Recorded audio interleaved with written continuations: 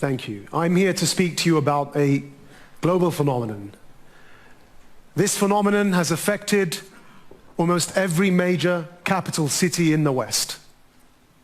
It's certainly affected every Muslim majority country in the world.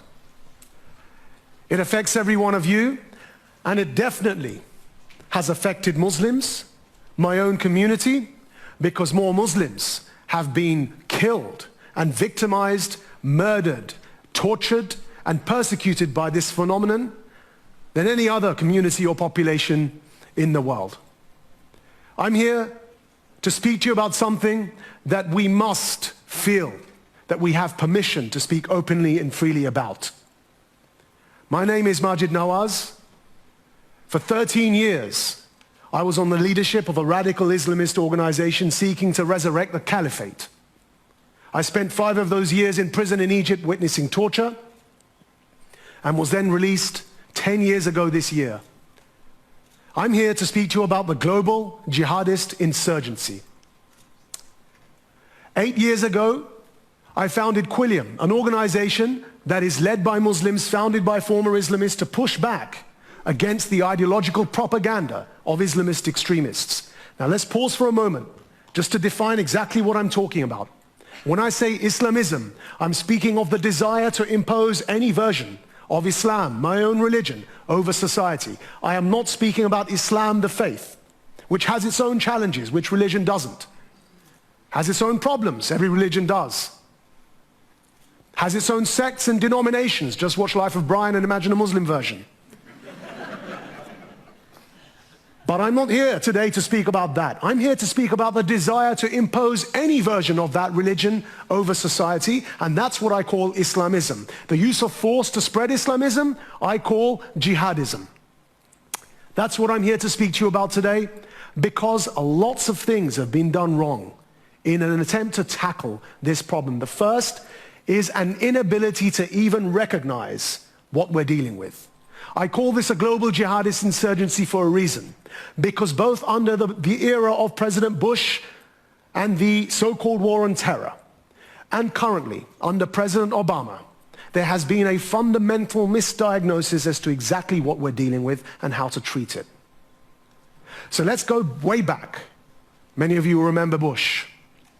Let's go back to President Bush, and to caricature his approach, forgive me for the caricature, but it will demonstrate the point I'm seeking to make. George Bush believed in entering this war on terror that democracy could be imposed at the barrel of a gun, hence the invasion of Iraq, and hence an attempt to democratize an entire nation from top down. We all know how that went. Moving on from Bush, Obama realized those mistakes, recognized the error in an attempt to impose democracy from the top down, recognized that actually, if democracy is a culture, if it is a set of values, it cannot be enforced at the barrel of a gun. So President Obama came along, what did he do?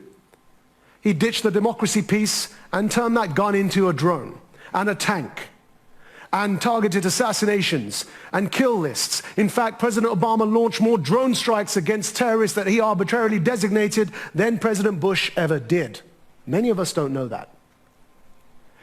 The view was that what we're dealing with is an organized crime gang, and the way to deal with it is the way we dealt with Al Capone. Take out the leader and you deal with the gang. That's the misdiagnosis I'm speaking about. As harmful as what Bush did. We cannot kill our way out of this problem. We cannot shoot our way out of this problem. And we certainly cannot legislate our way out of this problem. As demonstrated by the fact that the same year Obama killed bin Laden by shooting him in the head at point-blank range. Our cognitive dissonance led us to say, when Malala was shot in the head, you cannot kill an idea, long live democracy, yet when bin Laden was shot in the head, somehow we've killed jihadism? The truth is that shooting neither in the head was going to destroy the ideas that they stood for. Of course, I'm on the side of Malala now. Thank God. The point here is that you cannot kill an idea. And yes, there is a place for law. Of course there is. Yes, there is a place for war. I'm not a pacifist. But ultimately, in the long term, to help us get through this, we need to recognize something else. And that is that if this is true, that this is a jihadist insurgency, as what happened after the death of bin Laden proved, that the more you kill insurgent leaders, the more they are able to replace themselves, because no insurgency is able to survive without a residual level of support within the communities it seeks to recruit from. So no surprise that when we killed bin Laden, something even worse of a hydra's head, the Medusa multi-headed beast emerged, known as ISIS or Daesh. Something that we could never have imagined being worse than Al-Qaeda emerged, because we cannot kill our way out of this problem. And that's what happens when there's a level of support within the communities, because it's the definition of an insurgency, something we should have learned from Vietnam.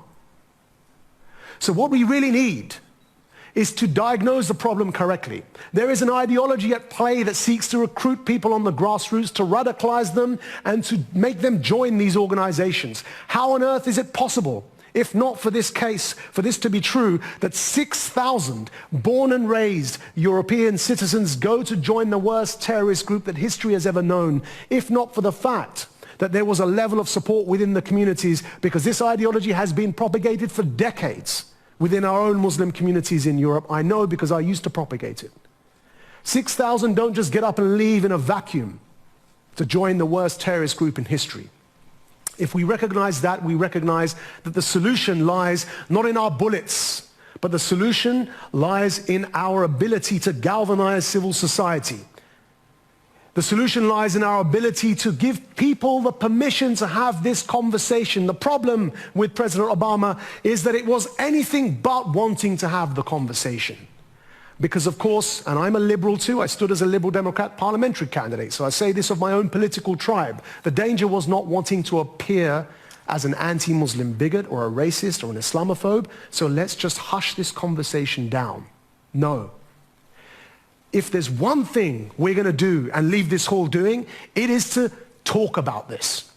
Because the alternative to talking is violence. The alternative to having this debate, even when mistakes are made, is conflict. And that's all we've been seeing through the Bush era and the Obama era. What we haven't been doing enough of is galvanizing the grassroots and working with civil society activists to push back against this poisonous ideology, this theocratic ideology that has permeated within our own communities here in Europe, in my country of origin in Pakistan, and across the world. What we should be doing, and I'll end on this point, is to leave you with a thought experiment. I gave a TED talk a few years ago, and I mentioned 4 things that these civil society movements need to push back against the Islamist social movements that are working on the grassroots. They need ideas, they need narratives, they need leaders, they need symbols, and they need a goal. And the 5th one is the one I'm adding here just for the Oslo Freedom Forum. I left that one out in my TED talk. And let me explain this. If I go through a thought experiment here with you all and say to you, think of the ideas that ISIS represents or Al-Qaeda represents, you can all conjure that up. If I say to you, think of their leaders, you have the image of bin Laden, etched into your memories. I say to you, think of the symbolism, and you think of the black flag, and you think of everything that, the ISIS propaganda. If I say think of the goal, by the way, you'll think of the caliphate. The goal, even their goal, is clear to you. If I say reverse, take these 5 now, and think of their equivalent in Muslim majority countries for democratic activists. What are the ideas? What are their narratives, their propaganda, their messaging? What are their symbols? What is the iconography for democratic activism in the Middle East today? Who are their leaders? And what is the goal? What is the young Arab Democrat striving to achieve? It cannot be more dictatorships, and it cannot be more theocracy. But the problem here with that thought experiment is that we come up with a blank.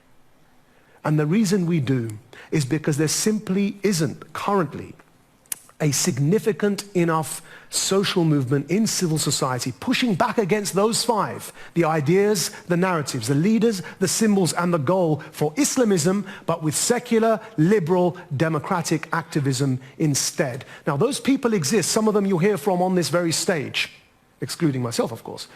Those people exist.